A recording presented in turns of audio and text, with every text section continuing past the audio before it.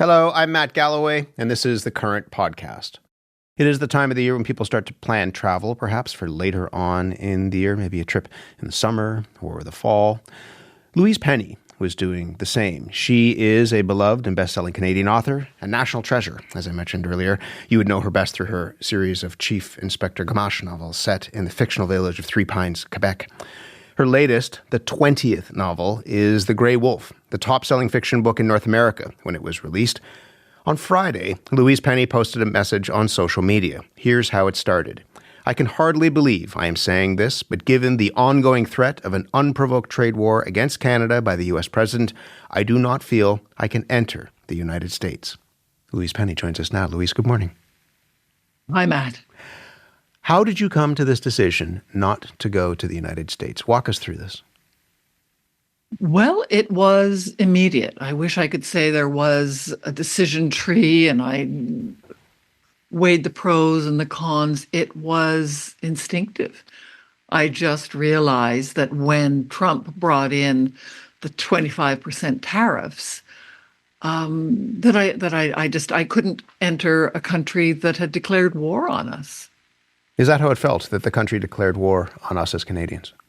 Yeah, it absolutely did. This, as you've just quoted, an unprovoked attack. But I'm fairly lucky. I've enjoyed a certain amount of success. I probably won't affect me hugely. It's hard to tell. But I also live in, as you know, a small village south of Montreal in Knowlton. My needs are fairly small.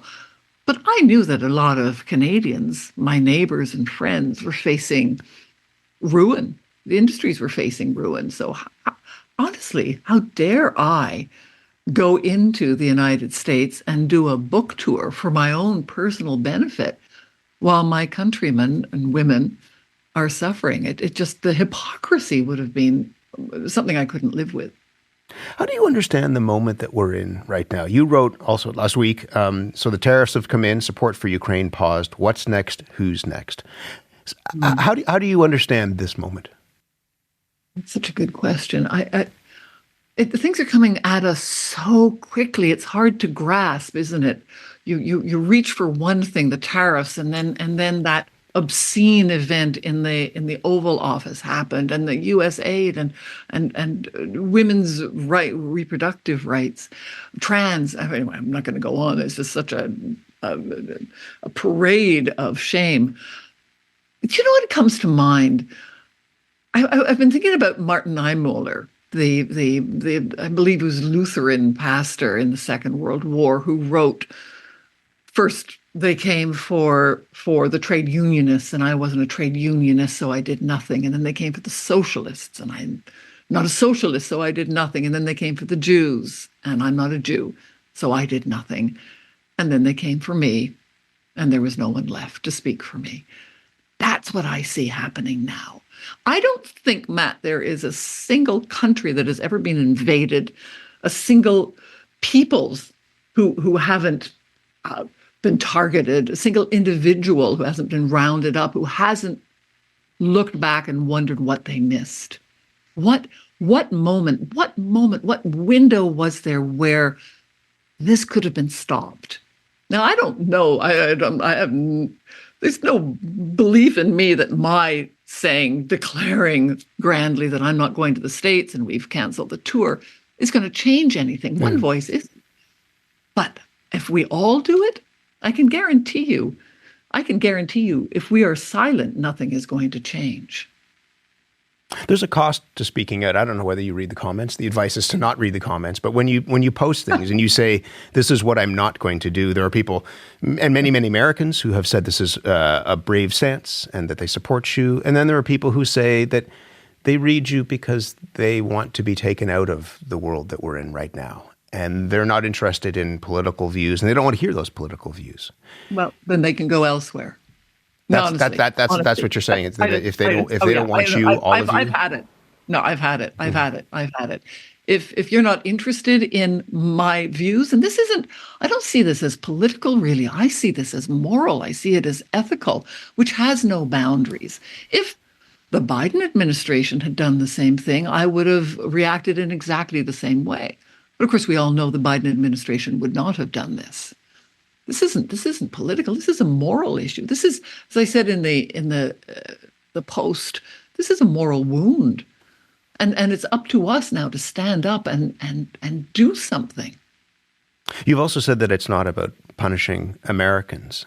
That you, like so many of us, have friends and perhaps relatives, colleagues in the United States, people who we care deeply for. How do you see that? And because that can be a difficult needle to thread as well.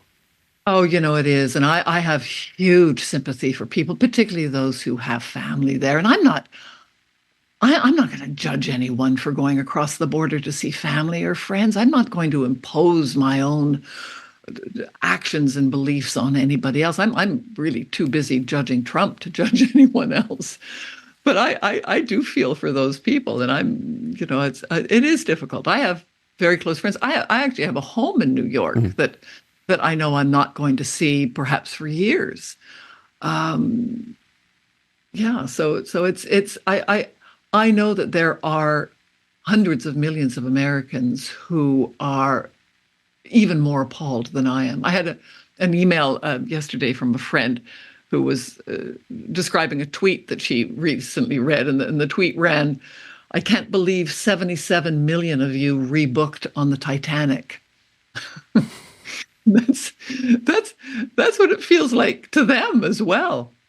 I think this is not something that has a border or a boundary. The attacks are worldwide. Can I ask you about the border and the boundary? Because this next book, it was going to be launched at the Kennedy Center, which you said this would have been an event of a lifetime and the culmination of 2 decades of work. And you canceled that launch. And it's now going to happen at the National Arts Centre in Ottawa. But there's also going to be a tour that will end at a very specific place, which is in many ways symbolic of that border between Canada and the United States. This is the Haskell Free Library and Opera House that's right on the border between Quebec and Vermont. Yeah, it's an extraordinary place. It was built more than 100 years ago by the two communities, the United States and Canada, as a symbol. They could have built it on one side or the other, but they chose to do it right on the border. And if you go there, I've been there, and if you go there, the border line, there's a line drawn straight through the Opera House and Free Library. So I wanted to start in the National Arts Centre as symbolic as well, that we've pivoted from the major arts institution in Washington to the major one in Ottawa, then the tour, and then ending it at this place that is symbolic of this friendship, a very really important friendship between the two nations, and I would love for Americans to come to this event, and Canadians, and do what Trump is trying to destroy, and to prove that he can't. This isn't what is happening. Is it cannot be undone, the friendship, the profound friendship between these two nations. So yeah, that's where we're going to end. At the end of January, Kristi Noem, who is the Homeland Security Secretary, was in that library and kept hopping back and forth across that line. She was in the United States, and she would say, USA, USA, number one. She would go across the line, and she would say 51st state. No, I mean, it's childish. But this is something, the idea of the 51st state, this book is coming out in the fall, and am I getting this correct, that there is some hint of what this 51st state business could have meant? You were thinking about this before this was unfolding and have captured it in this book? It's hard to believe, but yes, I wrote the book, The Black Wolf, a year ago, and in it there is part of the plot of what happens when a certain group decides that Canada should become the 51st state. Because of our resources, because of the wealth that we have in minerals and in oil and water. What happens when the nation to the south is running out of all those things, particularly water, and sees what we have? So I wrote that about Canada becoming possibly the 51st state for The Black Wolf. But Matt, I have to say, my fear when I wrote that was, have I gone too far? People going to believe this? And now, obviously, I don't think I've gone far enough. I'm going to let you go, but I just wonder in this moment, one of the things that's happened is, and we were talking about this last week on the program, you've seen it, there was a rally in Ottawa on Sunday with 1,000 people or more gathered around talking about Canada and what this moment means for Canada, and people kind of feeling stirred by something. What is this stirred up for you as a Canadian, and how do we take this moment and make that sense of pride, that sense of feeling good and positive about who we are as Canadians, and push that forward? I've been thinking about that too, because I've never been prouder of being a Canadian. And I've always been very proud of being a Canadian, which is why I set the books firmly in Canada when I was advised not to. But this is remarkable what's happening.